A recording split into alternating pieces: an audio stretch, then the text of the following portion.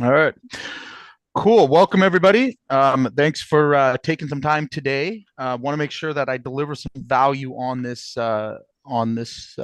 session of school. Today, what we're going to be talking about is cash flow. Okay. So, um, my points today is we're going to be actually not talking about theory. It's actually going to be about how to fix your cash flow the right way, like now. Okay, can all kind of agree cash is the oxygen. Without it, our business chokes and slowly or all at once. 90% of contractors are really good at the trade, but bad at business. So I want to know kind of, on maybe throw a chat or one in the chat for me today, but how many of you guys have actually spent nights up wondering where your next payroll is going to come from? Who's had that moment? Yep. Say after 23 years, I've had a few. I think we all, if we're being honest, at one point or another would say so if you've been doing it long enough. Okay. So also in the chat there, I threw in a SOP that's going to cover some of the stuff that we're going to be discussing today. I'm going to throw it up on our screen and we're going to hopefully everyone can see this. Okay. So I would say again, the majority of the clients that I've worked with at one point or another have had cash flow problems or continue to have cash flow problems.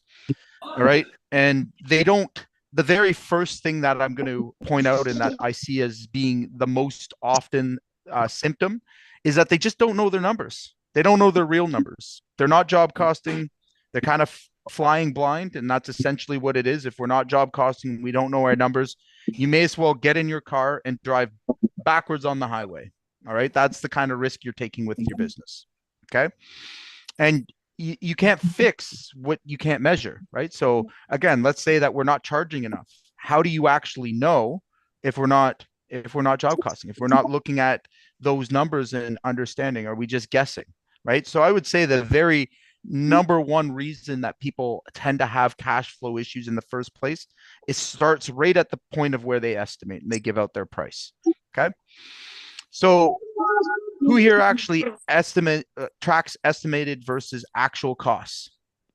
Give me a one in the chat. Let's see how many of you guys actually estimate. Getting there. Okay. Anyone else willing to be honest? Okay. What systems or spreadsheets are you using, if any? Anybody here using a particular system? Okay.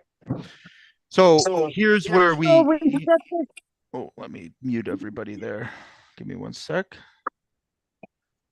Here's where we run into a bit of a problem right off the bat. We're not job costing. We have no system for really, seeing what's ahead of us. So we can kind of say we're flying blind. All right. Um, but then we run into this next problem. If you're not systemizing that initial job cost, and you don't have a way of running your projects by the numbers, it's very likely that you're going to have late payments. You're going to have payments that go unchecked.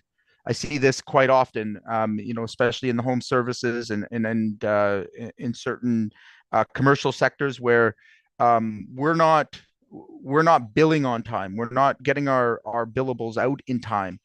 And basically, when we have no control of our business, we're not invoicing according to a schedule. We're training our customer to treat you like that, right? So they'll pay you when they pay you, right? You're giving them the impression, number one, that is not a big deal.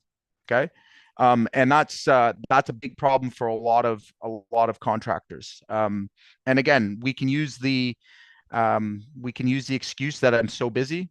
All right. The guy that's coming home after working a full day and then, expected to do invoices and what have you. But it really, again, that's a systems problem, right? And it's a symptom of the bigger issue is that we're really great contractors, but terrible at business. All right. What should come first? It should definitely be your invoicing and the way you're managing your projects from the numbers. So that's another area where we see a lot that goes unchecked and creates cash flow problems, right? So How many of you wait more than 30 days to follow up on an unpaid invoice? Yep. Okay. And again, listen, there's no shame in this. I've definitely been guilty. I think everybody's been guilty at one point or another.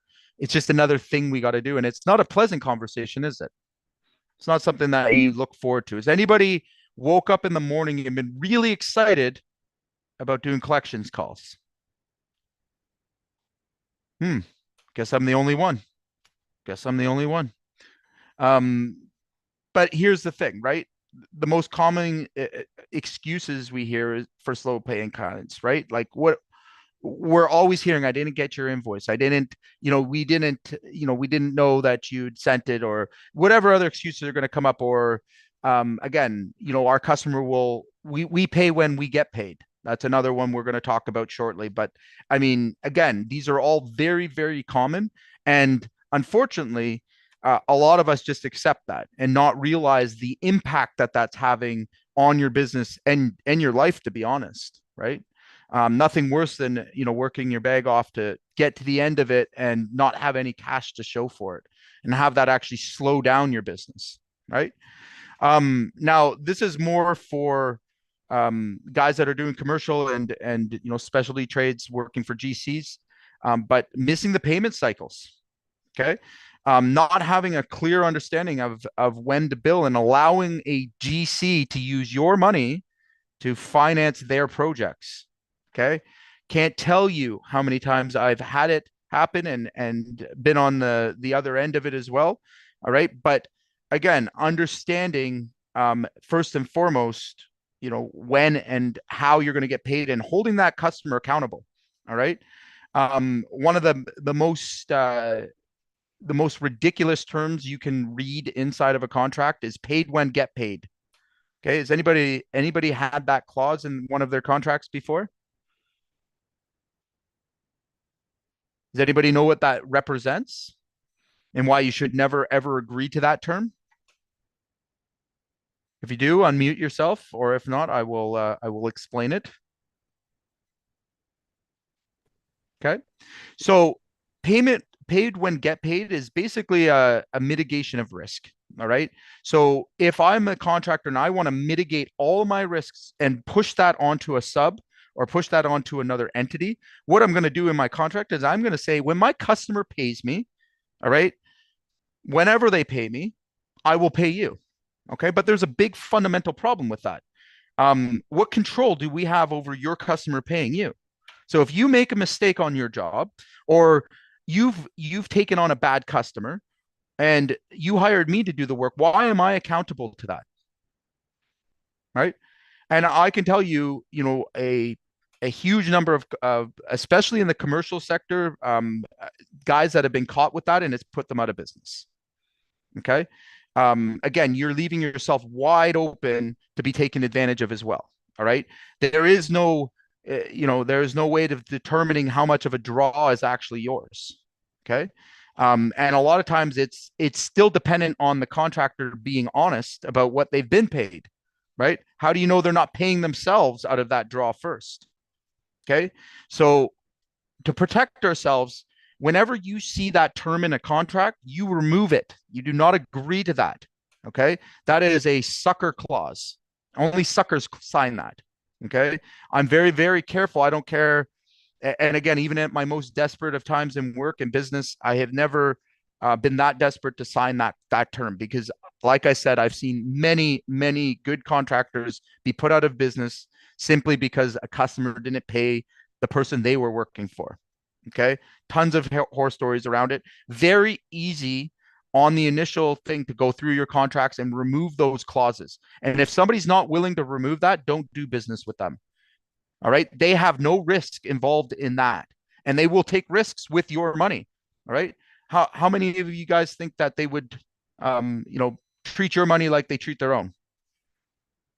No, doesn't happen. Okay.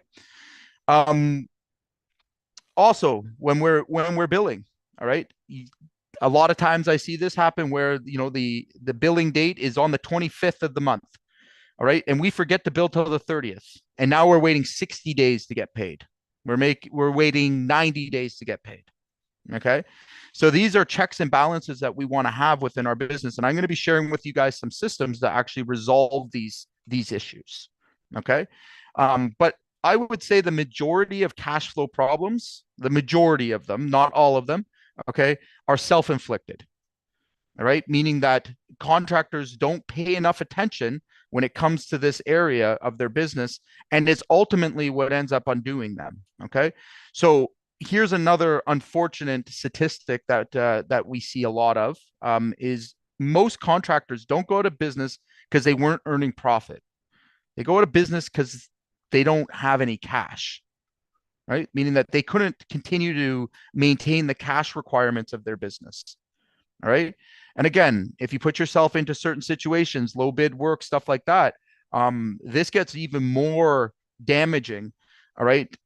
So again, if you're putting yourself in a position where you only stood to manage, only stood to make a 15% margin or 10% margin on a job, and then you add in late payments and all of the cash flow issues, all right, by the time you're done that job, you actually have paid for it.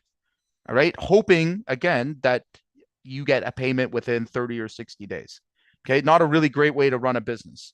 That means that in order to do that work, you would have to use your own cash, a large sum of it, to finance somebody else's job. Does that make sense to anybody? Anybody really for that method? No, I don't think so. Okay.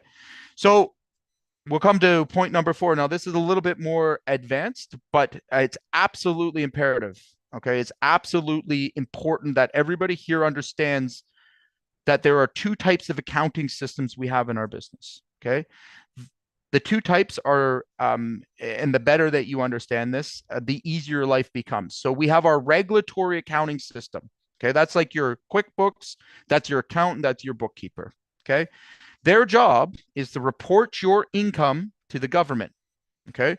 The problem with these systems is they're always behind. Okay. They're meant to look in the past and report your income. Okay. Now, QuickBooks has some features, has some things that claim to be able to look into the future and forecast, but that's not really what they're designed to do. Okay. Now, the top 10% of contractors have implemented a management accounting system. Okay. Management accounting, all right, although it sounds complicated, is simply this. All right. It's everything from your job cost code, your estimate code, all the way to your schedule, all the way through your job costing, through your forecasting, through your WIP reports. That's work in progress. All right. And what it does is essentially allows you to look into the future with your business. Okay. So again, avoiding problems before they happen rather than just crashing clear into them. I'm going to say, and I'm going to just point it out, having worked with thousands of contractors over my career, that 90%, all right, have no forecasting. They don't need, it's totally foreign, and that's okay. All right. But the consequences of not being able to be 90 days into the future and see problems coming are, it's very hard to move out of the way of a sinking ship, right? It's hard to put yourself in a position consistently where we're ahead of the game. Okay. Is anybody here actively forecasting their cash flow? Is anybody using cash flow projections? Is anybody possibly using WIP reports? So that's work in progress to be able to predict your cash flow. Anybody on this call at all? Just throw a one in the chat Uh, with me if you are. Okay. One guy, one person. All right.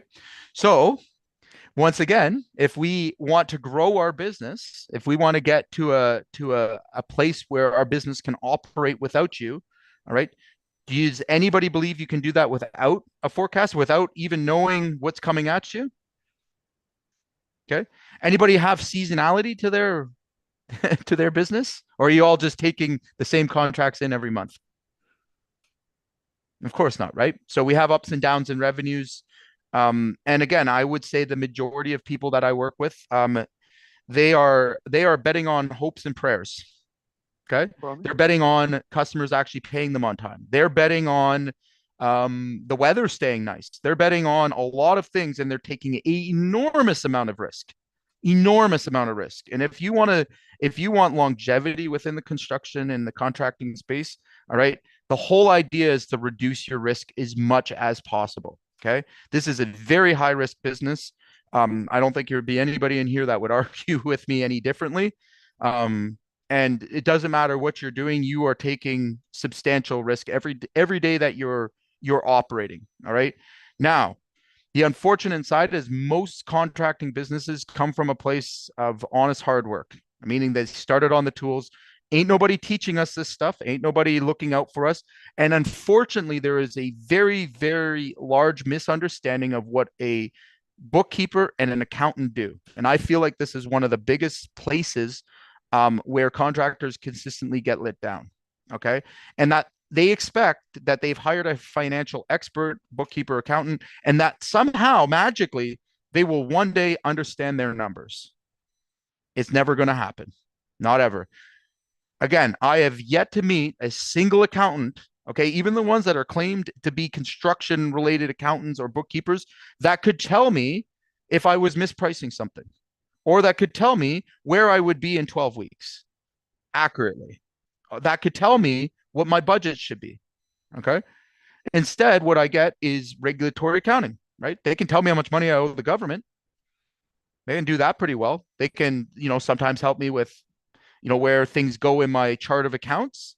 All right. But beyond that, very few, if any, that I know of are capable of actually helping me to use the numbers to run my business. Okay. Now, life changes very quickly and rapidly the day you realize that, hey, you can run a contracting business with the right tools by the numbers. Okay. And a very big thing shifts when you realize that. Number one is you start to be able to sleep at night. You know why? I know what's coming in 90 days and 120 days. I'm prepared for it. I've built up enough of a resistance to it. I'm not concerned about day-to-day problems anymore. All right. A good contractor, the top 10% at least, they live 90 days in the future because they know that anything happening today, all right, anything that's occurring in your business was a result of something you've done possibly 90 days ago, 60 days ago. That's having this happen. So, for example, somebody forgot to put in an invoice on time on day 26 instead of 25, and now the company's without payroll, right? Those are very common mistakes, ones we should not allow to slip through our hands. And if we're looking at cash flow, we would see that that problem isn't going to happen that single day you missed it. It's not going to happen on the 27th. Of course not, right? The impact of that is going to occur 30, 60, 90 days in the future. All right. And then we do nothing because we know nothing to brace for that impact or to divert that disaster. Okay. And it just does not have to be that way. So again, hopefully I'm making my point clear about forecasting and job costing and the importance of those things. All right. But there's even more of a bigger, a bigger line to tame at the end of the day that most of us are not looking carefully at. Okay. The line to tame here is understanding our break even or our overhead costs. What does it cost me to operate day to day, month to month? What kind of cash do I need to have on hand to comfortably run my business? Okay. And the reason I'm bringing this up, and it's not to overwhelm you, actually, it's a little bit, all right, it's to get this out in the open and have a discussion around it. But the reason I'm bringing this up to you is, again, how would your decisions change? How would the choices change? All right. If you knew you had to have $10,000 in the bank to sustain your business, all right, and you only had eight, what would happen? Would you find the other two? Probably. Okay. You would definitely consider that a fire though, right? You would be working to do that. Now, the unfortunate side of this, okay, and what we see day in and day out on this hand, right, is that guys just don't know what that number is. Okay. So they may have cash out there to cover that. All right. They may have outstanding invoices. They may have late billings. They may have those things, but they're too busy trying to get the work done, and they openly just march right into this fire. Okay. And it happens over and over again, and there's consequences. So again, has anybody ever ran late paying a supplier here? You don't have to answer that in the chat, but I'm sure everybody's had that moment. If not, all of us. Okay. Well, there's a chronic issue that becomes a lot of contractors again are fundamentally underwater. Their businesses, if we were to look very carefully at them, are insolvent. Okay, meaning if you weren't using the supplier's money and just trading dollars, all right, you wouldn't be there. You wouldn't exist. Now, is that a fun way to run a business or what? Okay, did you ever dream when you started to be a contractor that you would have to face these challenges? So is that like, was that a part of your vision? Probably not, right? Okay. So what needs to change to fix this? We've talked about the problem now. All right. What do we actually have to do to fix this problem? All right. Well, I'm going to give you guys a couple of suggestions, but number one is it's got to be a mindset shift. It's got to be something that you recognize as being a serious source of pain. Okay. Because if it's not pain, you'll never solve it. You'll never change. All right. If it's not painful enough, okay. If you haven't spent enough nights up, or for some of you that are really smart and you want to just avoid pain, all right, this advice might be for you, right? So you're the business owner who happens to swing a hammer, but not the other way around, right? Profit isn't an accident; it's a system.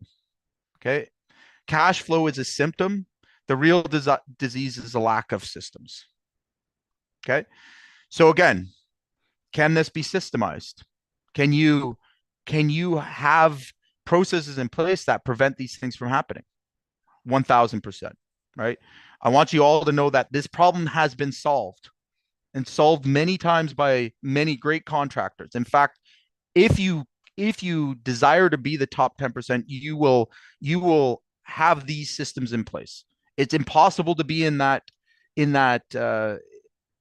that field if you don't have them solved. Okay, because the bigger you grow, the more complex these problems become, right? And if we can't solve it at a small level, they only multiply at a bigger level. So the more work you do, the more problems come. All right. And then that's where we end up in a prison. That's where we end up being really stuck for a long time, right? Because we just don't know why we're not making money and why we never have cash. Okay. Sucks, right? We're doing all this work. We've got all this volume, but we're not making any money. Okay. And that's 100% a systems issue. And it's something that you need to be committed to solving. Okay. So again, recognize the problem, make the mindset shift. Okay. If you want to be in business long term, all right, we need to think like a business owner. Cash is king, cash is first. Okay. Those responsibilities outweigh anything else that's going on day to day. All right. Anything going on job sites, I don't care one bit. All right. If it takes you taking a day off to fix these things, then you should be doing that first. Right. There is no excuses, all right, for not covering your cash. All right. How many of you do most of the work yourself here, just out of curiosity, so I know how to swing this next step? Is anybody here fully on the tools? Oh, yes. Okay, cool. Okay. So I have a question for you guys. Like, what do you think would change in your business if you treated like profit like it was a bill? If you just change your mindset around the word profit and considered it a bill that you had to pay, like the government, right? I mean, hopefully none of you guys are borrowing money from the government or behind, but I mean, they're the worst people in the world to owe money to, are they not? They're the only ones that can come and take away everything. So you should always pay the government first. But what if very close second was profit? Would your business be different? Would it limit you in what you were willing to say yes or no to? Right. So why I'm bringing this up is that everybody here, if you are here, okay, you should consider yourself a CEO. Okay. The number one responsibility and the only responsibility of a CEO top line, okay, is to produce a profit for the shareholders. Okay. Who's the shareholders? Well, some of us could have partners, but like you're the shareholder. Okay. So look at yourself very carefully in the mirror and look at yourself really carefully around how you're managing money. And I want you to be honest. How many of you, as the shareholder, would continue to have you as the CEO in that role? Right? Pretty sobering when we think about it that way. Are you paying your bill? Right? Is the shareholder happy with the bill that's being paid? Right? Is there profit being shared? So again, how do we make these changes? I'm going to tell you first, just like I mentioned, the general contractors that tend to beat up all the subs and beat everybody down. And I can say again, having observed these companies, they're paying themselves first. Their profit goes into their pocket, and then whatever's left goes to everybody else. Okay. So why aren't you guys doing it? Why isn't anybody else taking that mindset on? All right. Is it fair not to profit? No, but I can guarantee you, most of the people we work with, profit to them is a dirty word, right? Most of us haven't actually experienced a bank account full of money in many years, or if ever. Okay, that actually belongs to us, or that belongs to the company, I should say. Okay, so we got to get over that. We gotta turn that word around. We have to understand it differently. And in my opinion, you should be paying your profit bill, all right, on a weekly, if not on a monthly, if not weekly basis. Okay. If you remove that, very simple way to understand what's left. And are you able to pay the rest of the bills? Okay. So again, when we're talking about how to fix these problems, all right, specifically fix these problems. And I wasn't sharing my screen this whole time. Damn it. All good? Or am I sharing my screen? Can you guys see my screen? Yeah? Oh, okay. All right, I take it back. We're not doing that bad. So, like, what do we need to do to fix this problem? First thing is, number one, at any level, okay, if you do not have an effective job cost system, all right, where you can track your estimated versus actual on every job with no exceptions to know your true profit number, okay, then you're never going to be able to manage your cash, period. I'm going to full stop there. And again, I'm going to warn you all about QuickBooks accounting. All right. That does not take into consideration your overhead properly on a job by job basis. Okay. Meaning it's very hard to see clearly and accurately how much cash you've actually accumulated over the period of that job. Okay. If you're not removing your real costs and looking at the actual profit net number, okay. Again, how do you know that you're even making money at all? Okay. So, number one, at the very basic level, you need to have a job cost system. Okay.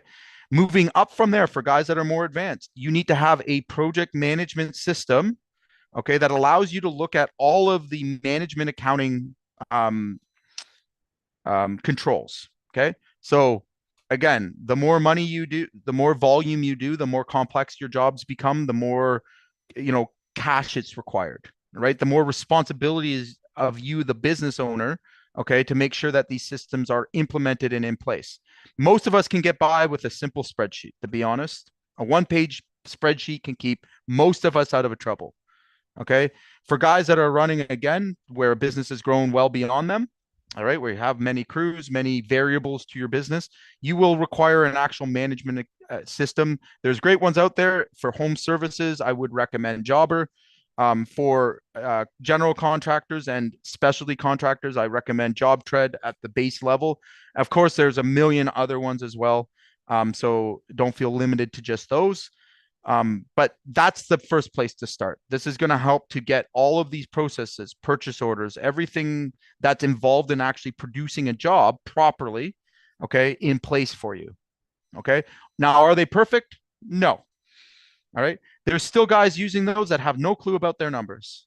And that's really, again, that's first of all acknowledging what you have to have in place. So looking at your job costing and budgeting for your jobs, Number one. That's where you'll have your first major aha moment in business, in my opinion. Okay. So where mine came from, I've helped hundreds of others find that as well, is where I know without a doubt what kind of profit I've made on a project.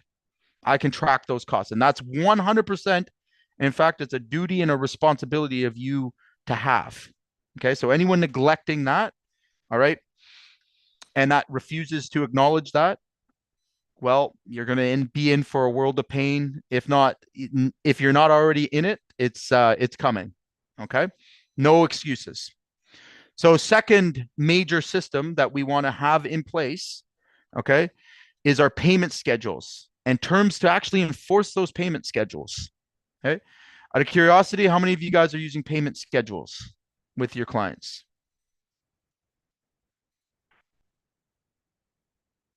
Pretty quiet in here. All right. Oh, we've got one there for sure. Awesome. Okay. Can I ask a question, Jay? Sure. Just going back to work in progress cash flow. Mm-hmm. Um, so like I can project out my build rate against my I can project my build rate against my work in progress to see how far out I'm booked. Mm-hmm. And then I can run projected gross profit Mm-hmm. against estimated cost codes. Right. So if I'm targeting, say, 50% after commission, Mm-hmm. 40% after commission, whatever I'm targeting, Okay. right? Against my build volume, work progress, I can anticipate my gross profit week over week. Yep. Okay. So there's two things missing there, right? So this is how payment schedule works with WIP, right? So when you have terms for a contract, all right, and you meet a certain milestone, right, it should put you, and what you would ideally be in is an overbilled situation, meaning that your customer has been Mhm. overbilled for the services. So you're actually collecting more money and it's sitting, as cash in your business versus Mhm. being in their pocket. But what happens is the latter. Okay. So if you have poor terms and poor payment schedules and you haven't thought these things through, what happens is you are in an underbilled situation. So meaning your customer owes you more money and you have to finish that work on your own dime. Okay. So overbuild, underbuild is usually where we see kind of the problem and the mechanism broken. All right. And then in WIP, what we're going to do is compare that to our break even. All right. So knowing your overhead number, like your fixed overhead, variable overhead number, and comparing that to the revenue or to the money you've collected, like the actual money that you've collected, will very quickly tell you if you're going to make your break even or not, right? So that when we're looking at it, we start to see patterns. And I can go through the WIP report. That's a whole lesson on its own. It's not for the faint of heart to start out with just looking at, but we can go through that, no issues. The bigger thing here is looking at your payment schedules, because without a clear payment schedule and a way of holding your team accountable and pushing to get certain milestones so you can bill, all right, or even smarter things than that, like, let me give you a good example of how this would work. All right. I have a customer that only allows me to bill on the 25th. Okay, great. Am I going to plan cash paying work earlier in the month and then start their project or push their project a week so that I can get all my billables in and be overbilled in that situation? Or am I going to start earlier than that? What would you do in that situation? So your terms are 30 days, but you can only you build on the 25th of the month. Yeah, so that could put you in a situation where you have 55 days. Here's what you exactly. So, but here's what you do. You push that job to 23rd, 24th. Yeah, if you want 25th payments, no problem. I'm going to drop all my material on that date. I'm going to give them the bill for that. And I'm going to get myself into an overbuild situation. All right. I'm going to do all my cash paying jobs up front. Right. So the ones that are going to turn over quickly. All right. I'm going to plan my schedules out like that. Right. I'm using the payment schedule to my advantage. All right. I'm not starting that job if I can't bill all my material. I'm not going to wait 60 days to get paid for my material. Right. So if I start anytime after the 25th, all right, I have to hold that receivable longer and then put it on the supplier or whoever. All right. And how easy is that to avoid? Does that make sense? Right? Now, again, in the case of a you're working directly residential, okay, a lot of problems and pain can be avoided, and most people don't realize this, but their their payment schedules are actually causing customer service issues. Okay. Meaning if it's much easier to make more frequent payments, so weekly payments, you know, quicker draws for smaller amounts than to make a big draw at the end. Okay. So a lot of guys do, silly payment schedules where they're even leaving 30% on the table at the end of the job. That is stupid for two reasons. Number one, you're leaving money and you're underbilled by the time you finish the job. So it now requires that customer to actually pay you on time for you to pay your bills. Does anyone see the problem with that? How can we get in trouble? So accumulate that over a couple of projects. Now you're getting two or three of those at a time. Very quickly, you're going to burn through cash. So then here's a solution to this. Better to bill more up front. So let's say you're going to take 10 for a deposit, 40 when you start, and you're going to take 40 during the project that leaves 10 at the end. Midpoint. How does that improve the cash flow? All right. And here's what I know for sure. The customer that owes you 10% at the end is far more likely to pay you on time than the customer that owes you 40. And there's going to be less problems, meaning they're going to be less picky. I don't care who you are. All right. If you're handing me a $50,000 bill, I'm probably going to look around and see what else could be wrong, because it don't matter who you are. Handing over that large sum is far harder than handing over a smaller sum. Would you agree? Right? How many know that your customer is more willing to hand over the 50% up front when they're happy and everything's going well? No problem. Sign that check. I've never had any resistance to that. I'm Before we start work, before a single thing gets done, I have 50% in my pocket. I am overbilled. Never had an issue with it. Okay. Midway through the point, they see everything going well, 40%. Okay. By the end, they owe me 10%. Okay. That means none of my money went into that job. Do I have an advantage over the guy that is doing a more using a different system, leaving 20 or 30 points at the end? Right. And again, we've tracked it many different ways. We end up with a better, more satisfied customer with the one that we owe 10% to. We have never not got that 10% either in a residential setting. Lots of times in the commercial, but in the residential setting, we've never not got our final 10%. Okay. So again, look at your payment schedules. A lot of problems can be avoided right there with that one change. Now, how many of you had a customer, withhold payments unfairly? Yeah. Okay. Just generally make up shit. Oh, I'm not paying for this reason, or you broke this, or you broke that. Okay, cool. Has anybody really looked at the clauses in their contract to make sure it's fair to them, their own contract? Do you have leverage in your contract automatically to leverage back the client? So let me give you an example from last week. All right. Um, we have a customer that owes us the last 10%. All right. He's been giving us a hard time. He said that we took too long on the job for him. There was a big ice storm up here, and we had a national emergency, but it was too long because we did the roof during the ice storm, and generally thought that he could not pay his bill, is what we suspect, right? We get those the odd time. Within my contract, it says that he will not get a warranty if he doesn't pay his final bill. I will also leverage my escalating price clause, because now I have escalating costs. So he is 10% extra. Okay. Any delay in making payment, he is assessed a 1% to 2%, or no, ours is 2%, which is legal, per month. Okay. Compounding interest. I want him not to pay the 10%. I want him to do that. Okay. I just now lost my liability on the job. I don't have to provide any warranty, any service, nothing. Pure full stop. Okay. I'm now going to take that receivable. I'm going to up that price. All right. If he wants to be a dick and it makes sense for me, I'm going to take him to court, but we're not going to a court for the, $10,000 or $12,000 he owes me now. We're going to court for $20,000 because that's in my contract. All right.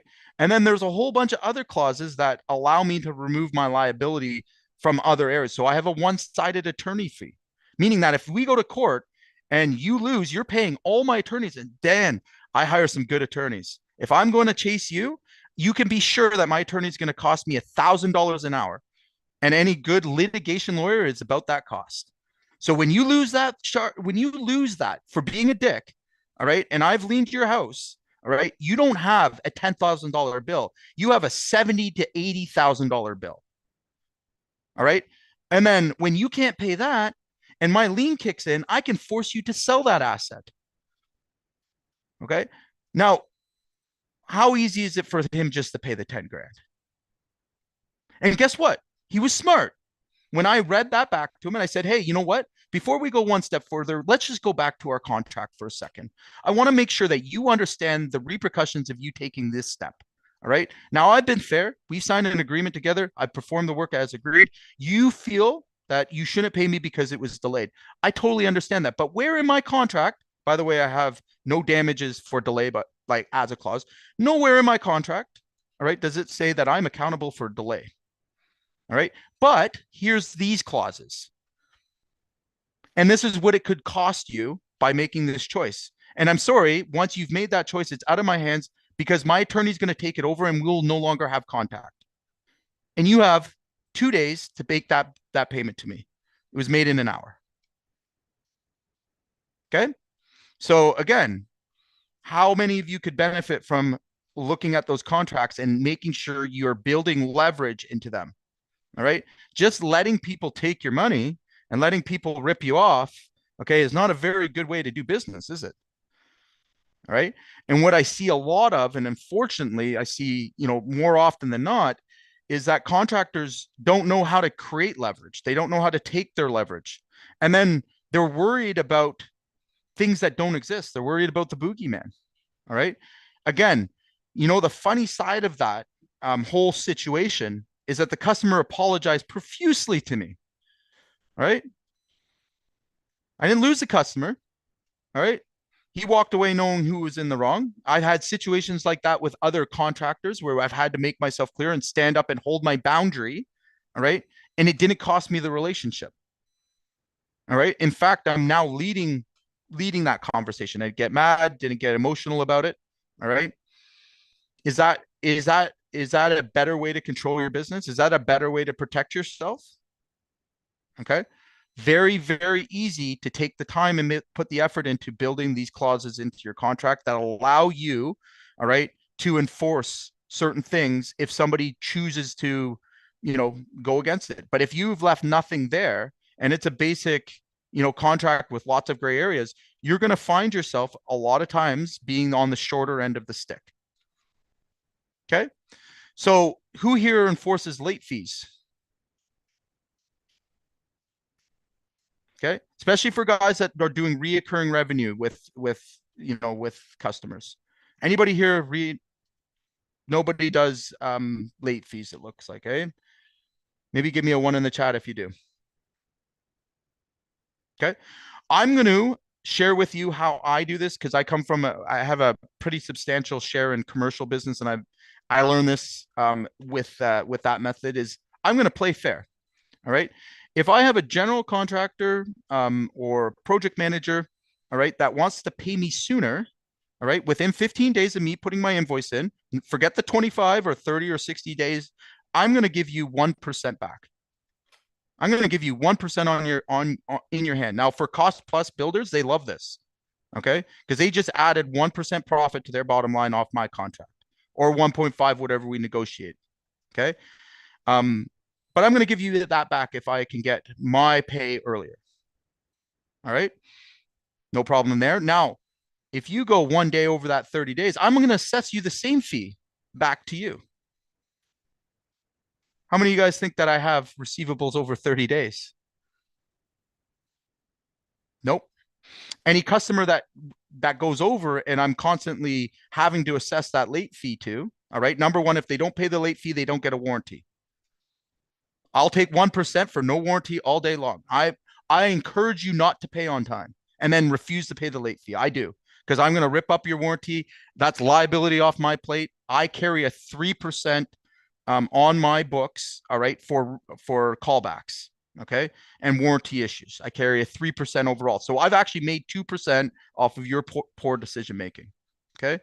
Now that's not always the case, but again, you want to improve your cash flow. You want to have a customer, again, that's more satisfied. Make them that offer. Okay. You can also offset that by going to your supplier and saying, hey, supplier, I want 2% back from you if I pay my bill within 15 days. Absolutely. And I bet you nobody here has a supplier that wouldn't agree to that term. Why? Because they have the same issues you have, right? Cash flow. The sooner you can pay their bill, they're happy to. And I almost promise you, again, all of them, you're just about every supplier at least I've dealt with and that I've encountered with are happy with that. If it's 1 or 2%, okay. Now, again, your customer pays you sooner, you pay your supplier sooner. All right. Guess what else happens? Your supplier wants to do more business with you because you pay your bills sooner. Okay. So has anybody paid their suppliers before the bill is due? Okay. Right. We're all using the supplier. Now, unfortunately, the repercussions of that is you get put into a category, all right, that allow you to buy things at a more expensive rate. All right. Meaning that if I have to finance this contract, or the guys are taking 30, 60, 90 days, you are not getting top tier pricing.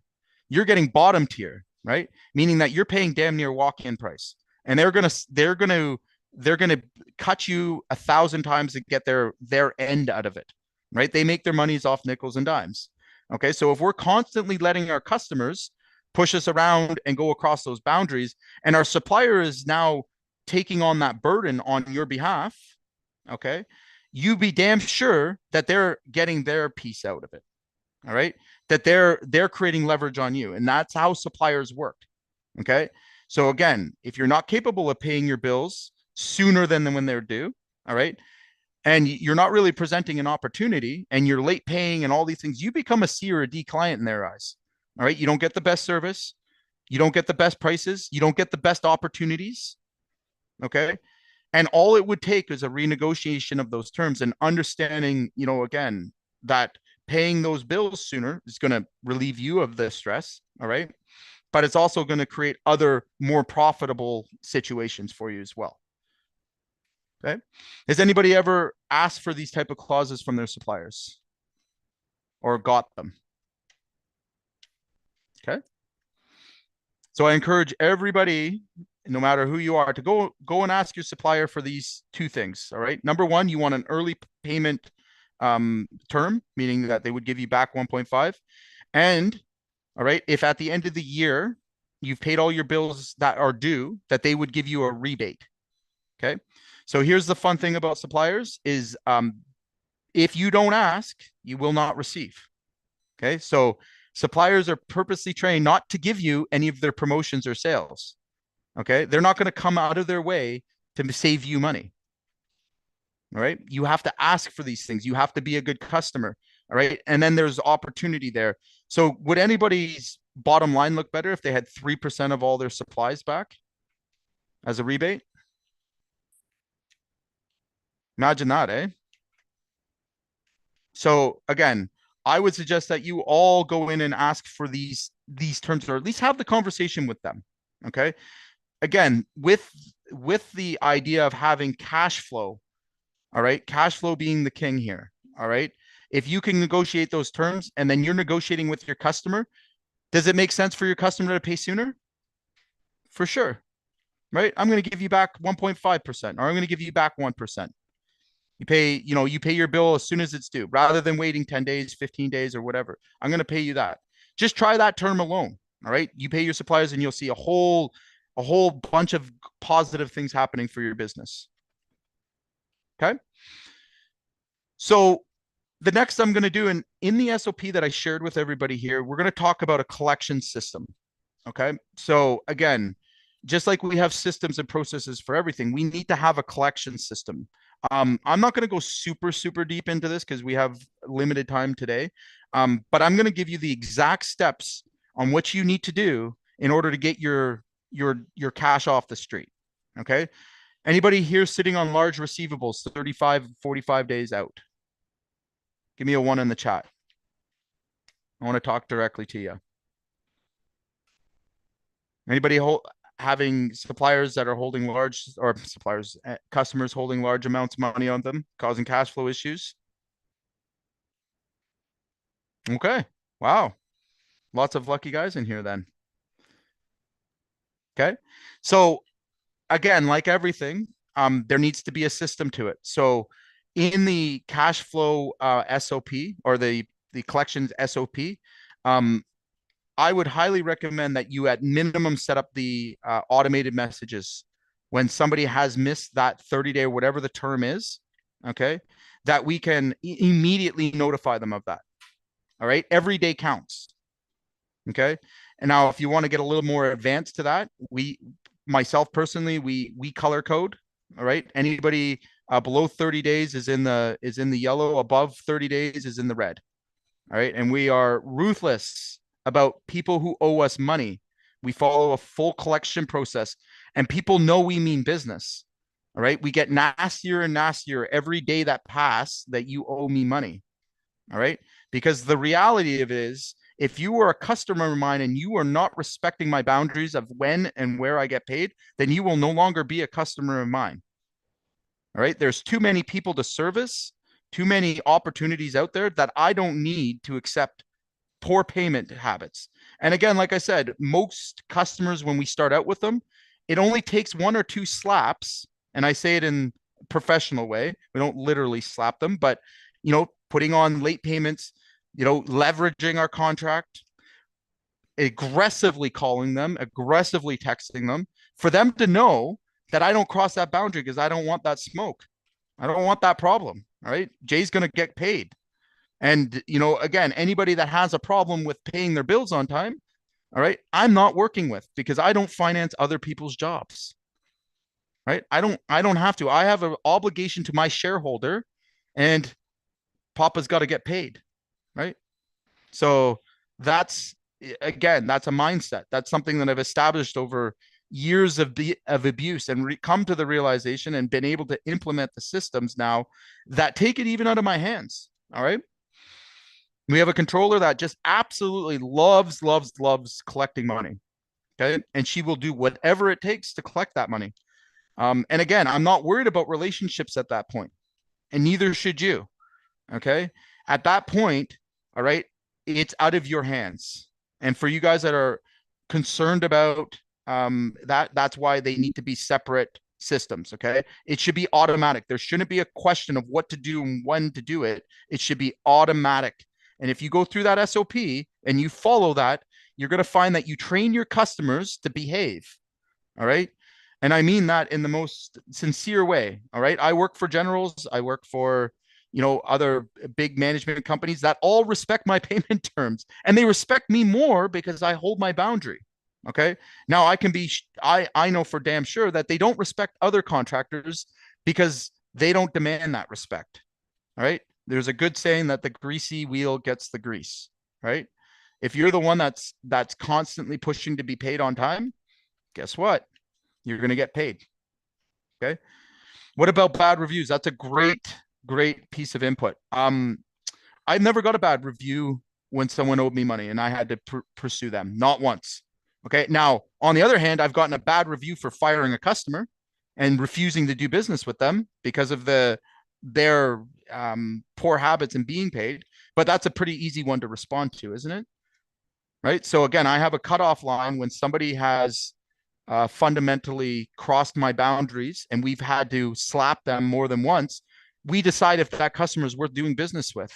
And we fire customers very, very regularly over their inability to pay on time. All right. Because I know that directly impacts the bottom line. I know that directly impacts my ability to pay me first. Right. I know that has other repercussions. And it's not somebody that's going to be, they may be a great customer, but again, if they can't keep their word to you and keep their schedule of terms with you, I'm not sure I'm comfortable putting my money in their pocket. That shows they have no control of their business, right? Just like your suppliers would look at you in the same way, right? I only want to work with A's. Okay. Now, again, I challenge you guys all to kind of go through the process. It doesn't have to be perfect. Here's the big thing, guys. I don't want you to think perfect. Done is better than perfect. Okay. So, meaning if you have receivables right now, I would put them in the categories and decide which ones are red, which ones are yellow, which ones are green. Okay. And I would aggressively pursue everything in red as like, again, without faces. All right. Just standard procedure. Follow the steps in that SOP. Okay. And again, use language that escalates and you will see a big difference. You'll get your money back very quickly. And then once you get it back into a manageable state, all right, maintain it. All right. Make sure that you're training your customers from the very beginning, the very onset to pay you on time.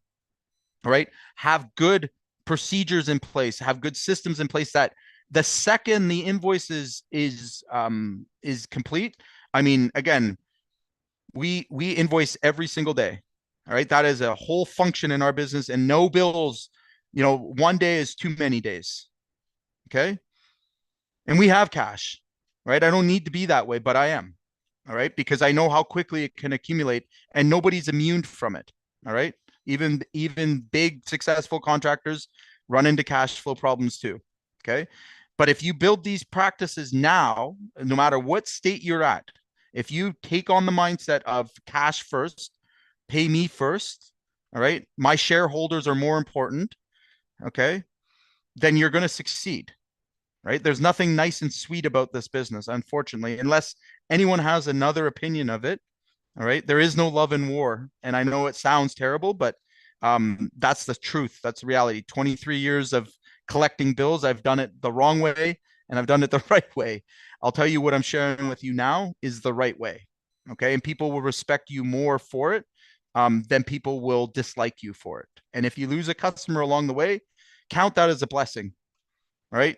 Count that as something saving your business. Because again, we all work way too hard not to be paid and to face other people's poor habits. Okay. So um just in kind of getting this wrapped up, I wanted to open up and have a quick conversation for anybody that had any questions on what we were discussing today.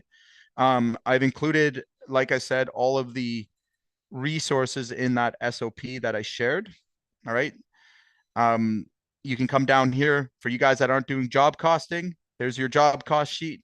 All right. There's my collections process. By the way, I use this in my business every single day. Okay. So this isn't theory. It's not, something that I pulled off the internet or something. It's legitimately what gets done in my business every day to the letter. Okay. And then I threw in a 12-week cash flow forecast for anybody that wants to do something a little bit more advanced. Okay. If you're in our community, we've done lots of discussions around the WIP reports too. So you can maybe just go back in that training and you'll find some value there. But other than that, guys, oh, I forgot some quick wins for today. Almost forgot. I got a challenge and something that you guys can get done this week. Okay. Everybody here. First thing you can do is raise your price 10% on the next 3 quotes. Right? Just do it. Trust me. Raise it 10%. Okay. Most of you guys don't charge enough. That's what we come to realize. And if you land those jobs, all right, post it in our group. Congratulations, you've just become 10% more wealthier, better cash flow. Okay. You can add the payment terms and late fees to your contract. Okay. So all of you can add the payment fee and late fee to the contract. That begins the steps of creating leverage. So when someone doesn't pay you on time, there is a consequence to it. Anybody here been able to tell the bank that they'll pay their mortgage a little later, pay their car payment a little later without a consequence or a fee? Anybody ever negotiated out of the payment terms with the credit card company? Do you think they care? No, nobody cares, right? So why aren't you following the same things? Okay. I want you to call every single client that is 45 days overdue. All right. And use the script that I shared with you. All right. And then continue to call them on the schedule. All right. Until you get that money off the street. All right. Again, just follow the steps. All right. And then set your weekly AR review meeting. All right. That if you're working by yourself, that's simply a matter of putting those in the category. Anybody over 30 days, if you've got terms, hell, I again, if it's COD, like anybody over 2 days, right? But get in the habit of doing this. Put it on your schedule, put it in your calendar. All right. We should be reviewing it because most of the time you can shave a lot of time off your by just making the calls, making them sooner and more frequent. Okay. And then we can also, if you're using QuickBooks, you can set up automation inside of QuickBooks that send out automatic reminders of when somebody owes you money.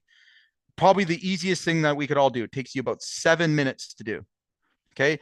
The wording for that automated reminder is in the AR collections as well. Okay. All right. So any questions? Any wins or any takeaways that you guys could share?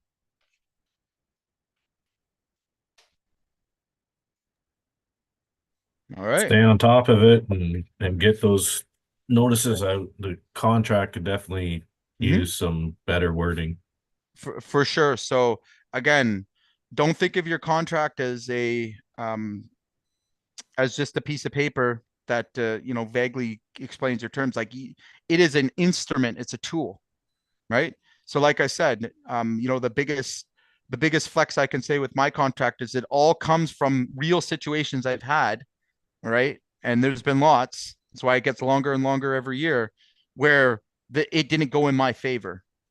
All right. Or where I was on the short end of the stick. Okay. If you just continue to allow it to happen, that's the definition of insanity, right? So your Yeah. contract is your tool.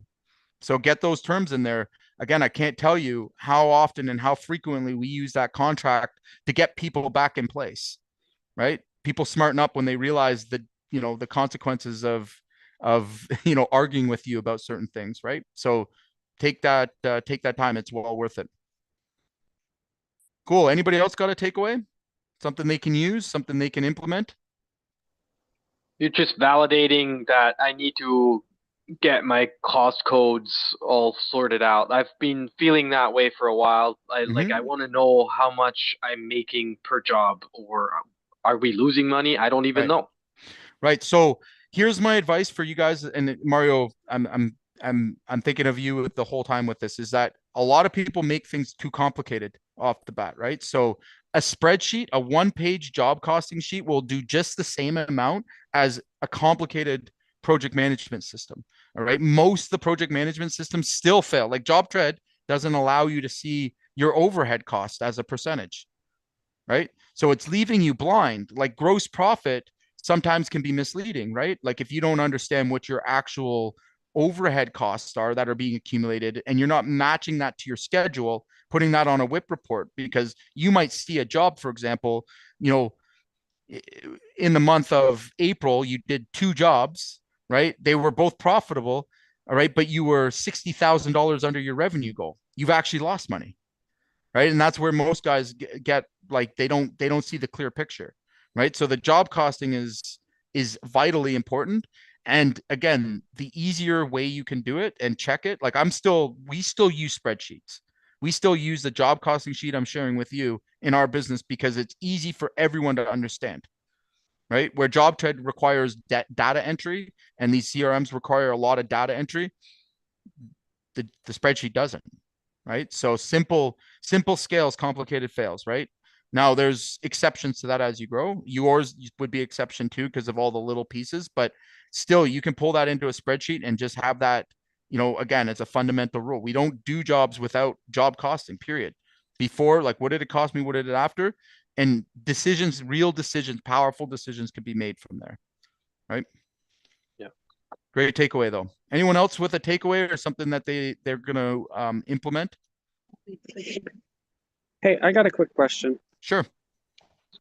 So we just started using QuickBooks a couple of months ago, and it's been great. We've been using you're sending bills to people. Yep. And now the problem that I'm having is the fact that the QuickBooks is failing. So it's frustrating that we're trying our best to make sure the client's paying on time. Now the client has to go and input their information like 3 or 4 times to try to pay the bill. Does anyone got any ideas? So failing, you mean like, are you on a credit card system, like through QuickBooks? Is that what you're like? What do you mean by Yes. failing? So like they'll usually it comes back as, oh, their bank didn't work or something Yeah, stupid, yeah. and then so Okay. we call them, and then they're like, no, it's not our side, it's the client side, and then you're left calling the poor client like 60,000 times trying to get paid, and you're driving everyone nuts. Yeah. Yeah. So that's not uncommon. And I've heard that quite a bit. So have alternative payment methods, right? So always, if you can, all right, my opinion is that you want to be able to collect a check or cash right up front. Like if you can get your customer to do that, first of all, you're saving transaction fees if it makes sense. All right. Number two is you would have a secondary credit card processor. So like QuickBooks credit card processor is famously bad. You could get a Stripe account, for example, right? And then be able to Okay. use a Stripe account to collect that receivable instead, right? And a lot Okay. of them can be set up through CRMs. I don't know if you're using a CRM yet, but like again, I don't even like I would never use QuickBooks anything. Like they're good at one thing, but like credit card processing, all that stuff, we don't even mess with it.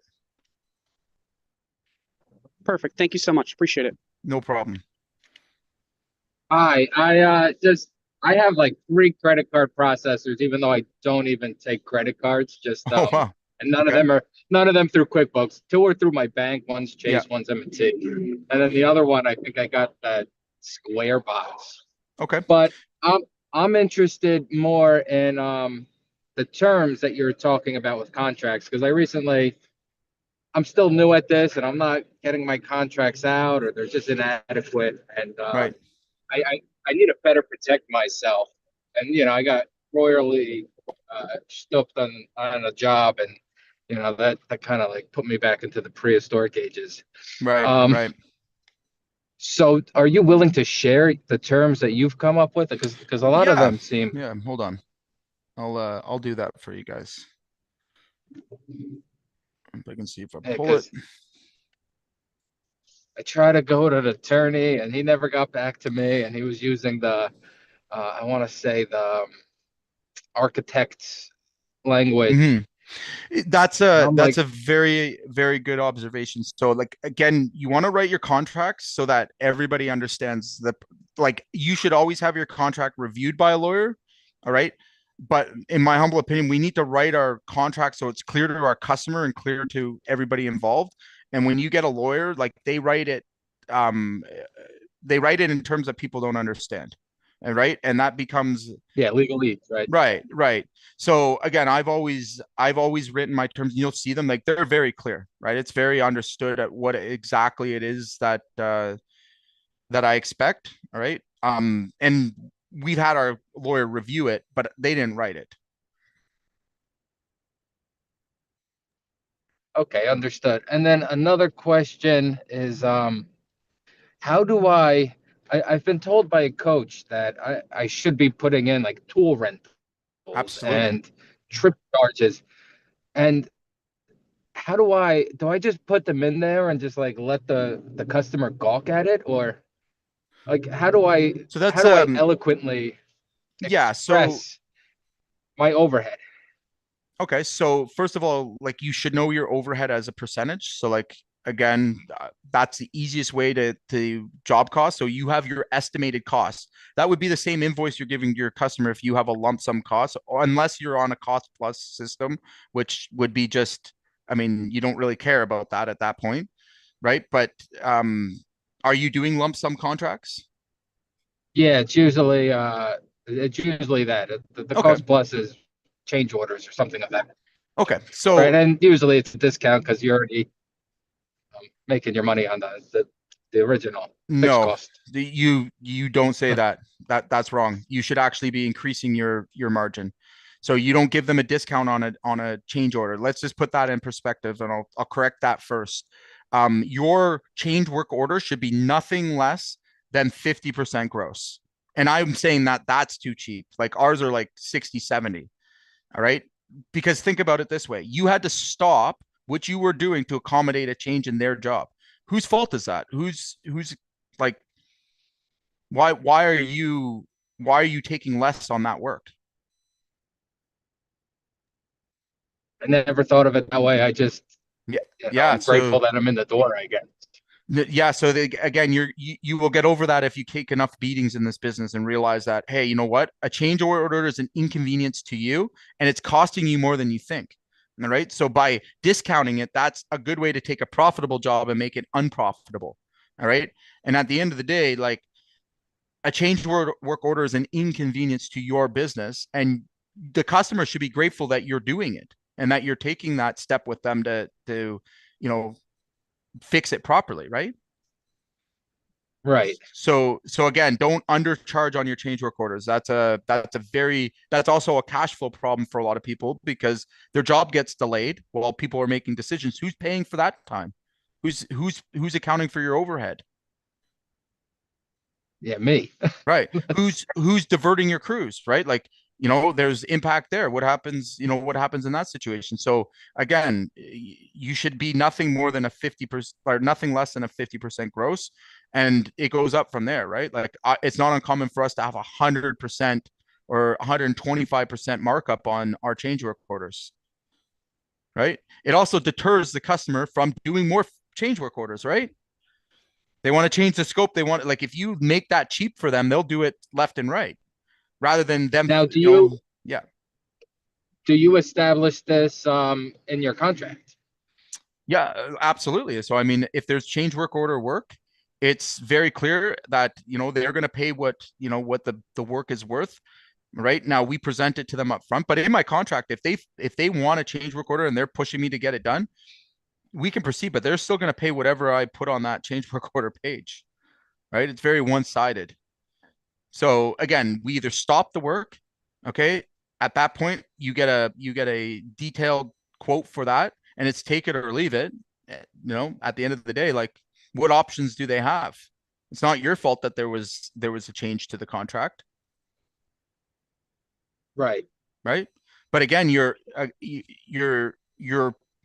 hurting your business to help somebody else. Like put the shoe on the other foot. If you are way off in your contract, all right, and you undercharge, do you think you could go to them and be like, hey, I undercharged for this, can you pay me more? What do you think they would say? Yeah. Okay. They laugh all the way to the bank and Right. they're not paying you. Right. Okay. So again, in this situation, it's business. It's not personal, right? There is no, like, again, your business should never suffer financially to do somebody else's job. All right. The fact is that they won't appreciate you any more or less. Right. Oh, correct. Okay. So you're only hurting yourself. That's a mindset thing. Like, it should never hurt you to do the business, right? Yeah, not at all. Right. So we're in here to make money. I got bills to pay, and I got Well, my family to provide for. well, it comes back to the first rule here, right? Like, you have a responsibility as the CEO to your shareholder. Okay. If you were the shareholder and you watched your CEO go and discount heavily on a change work order because, he felt bad for the guy, what would you do? What would be your next step in with that CEO? Yeah, that's understood. Yeah. Cool. Anybody All right, else? thanks.